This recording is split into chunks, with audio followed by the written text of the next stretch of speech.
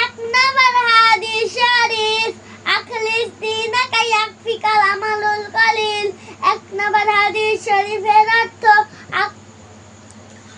তোমার ঈমানকে খাঁটি করা অল্প আমলে নাজাতের জন্য যথেষ্ট হইবে। দুই নাম্বার হাদিস শরীফ খায়রুকুম মান তাআল্লামাল কুরআন ওয়া আল্লামা। দুই নাম্বার হাদিস শরীফের অর্থ তোমাদের মধ্যে সর্বোত্তম ওই ব্যক্তি যে কুরআন মাজিদ শিক্ষা করে এবং শিক্ষা দেয়।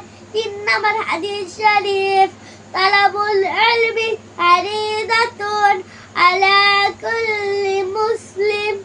তিন নাম্বার হাদিস শরীফের অর্থ দিনী ইলম শিক্ষা করা প্রত্যেক মুসলমানের উপর ফরজ।